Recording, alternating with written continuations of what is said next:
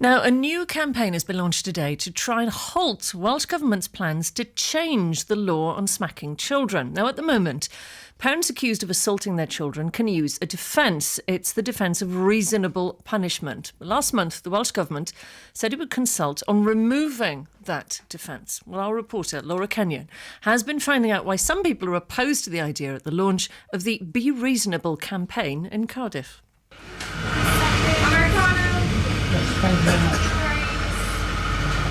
Outside a coffee shop just round the corner from the Senedd in Cardiff Bay, a huge billboard the size of a small lorry is being unveiled. On it is a picture of a little girl pointing her finger. The words next to her read "Bad politicians, very bad politicians." This is the launch of a new campaign against the Welsh Government's plans for a so-called smacking ban.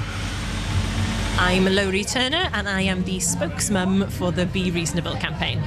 We're concerned that this change in the legislation to remove the reasonable chastisement clause is going to lead to good, loving, caring parents being criminalised for disciplining their children in a moderate way in their own homes, and we feel that it is a parent's choice of how and when they use discipline. It is not for the Welsh Assembly Government to tell parents how to raise their children. The Welsh Government says the changes to the law will make life better for both parents and children by promoting positive parenting.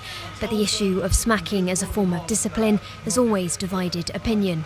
My name is Dr. Ashley Frawley. I'm Senior Lecturer in Sociology and Social Policy at Swansea University. This is a huge intrusion into family life, and there's a broader sort of tendency to be very suspicious of parents and be very suspicious of the parent-child relationship. There's no shortage of, opinions about how children should be raised, and toward the present they become very, very politicized. And I think that's really the wrong place for legislation, and all that it can really do is undermine parents' confidence, because that relationship that you have with your child is a very special one, and it's not something that can be learned from an outsider or a stranger. It's something that develops through an ongoing knowledge of your own child. The BeReasonable campaign has already generated some strong response. The Children's Commissioner for Wales, Sally Holland, says she's saddened that in 2017 people in Wales would actively campaign for the right to hit their children. She says the changes to the law will give children the same protection as adults, and claims that suggest large numbers of parents face prosecution over this as simply scaremongering. Some people in Cardiff have their own opinions. I was brought up with having a smack occasionally, not beaten, so that's the way and it was discipline, wasn't it? Yeah. So no, I don't agree with it. Actually, you're taught right from wrong, and that's what kids get away with today. I think being role models to kids is really important, and if the kids see that violence is an acceptable solution to problems, then that's going to keep going and follow through. I don't know why you'd ever want to smack your children. I think criminalising is a good idea.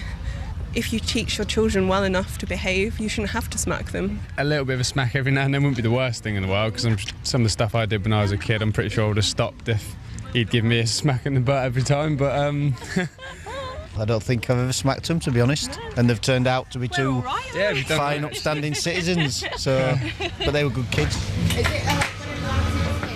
Back to the campaign launch, and Laurie Turner says although smacking isn't the only option when disciplining children, it should be a choice available to all parents.